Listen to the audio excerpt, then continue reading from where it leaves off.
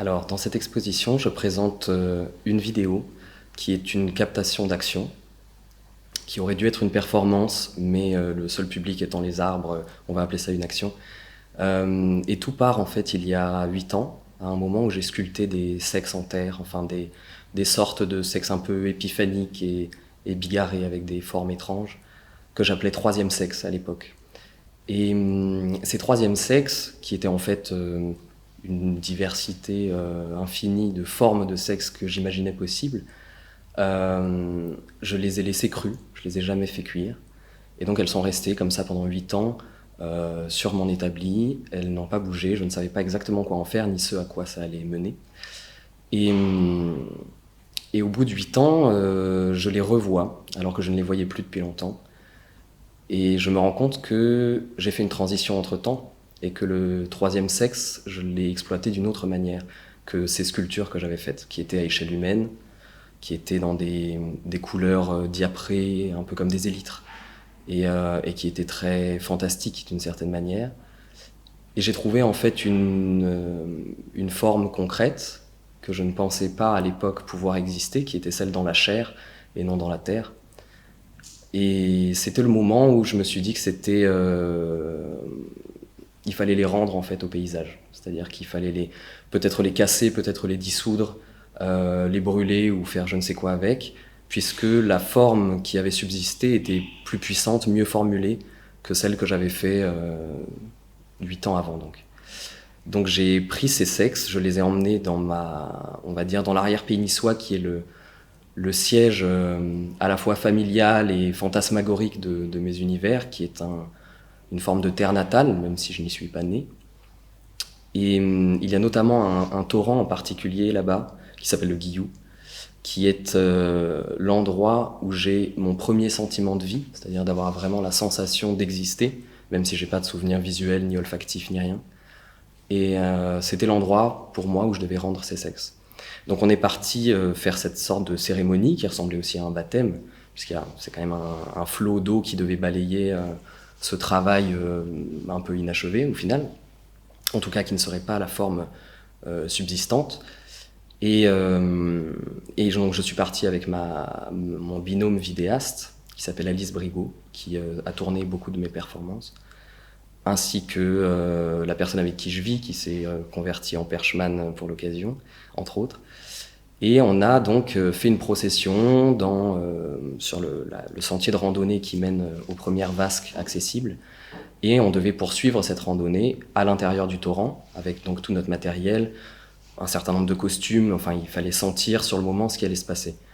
Et sur le chemin, on a un premier espace de rivière à traverser, qui est une forme de passage en pierre, sur lequel il faut du coup sauter de pierre en pierre, et traverser la rivière pour avoir accès au chemin. Et parmi les pierres qu'il y avait du coup sous nos pieds, il y avait en fait une pierre un peu plus brune que les autres, une forme de petite boule comme ça, qui était couverte et caressée par l'eau comme toutes les autres pierres. Et c'était un sanglier, un petit marcassin mort, fraîchement mort, je suppose de 2 ou 3 jours peut-être.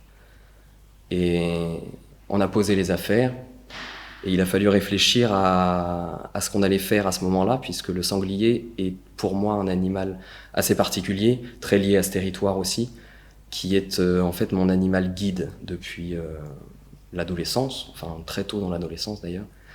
Et c'est un animal avec lequel je me représente. On pourrait dire animal totem en quelque sorte. Quand je me rêve en sanglier. Quand je me portraite en sanglier, etc. Donc on s'est dit, on ne peut pas faire comme si on n'avait pas vu ce phénomène-là, ou cet événement-là. Et la question était, est-ce qu'on modifie la performance? Est-ce que ça doit se passer ici avec ce corps? Est-ce que finalement on passe devant et juste on prend acte, mais on n'en fait rien? Et la solution qu'on a choisie, qui me paraît toujours être la bonne, c'est en fait de considérer que le sanglier lui-même, le marcassin lui-même, remplissait exactement le rôle des sexes que j'avais amenés. C'est-à-dire que je voulais donc remonter le cours du torrent sur quelques centaines de mètres, passer à travers les vasques, remonter les cascades, et puis arriver à une vasque où l'on allait noyer où en fait j'allais me noyer avec les sexes et qu'ils se diluent, puisqu'ils sont en terre crue, et qu'ils se rendent en fait au cours des choses, quoi. On a donc abandonné les sexes, et on a pris le sanglier à la place, qui a donc rempli ce rôle-là.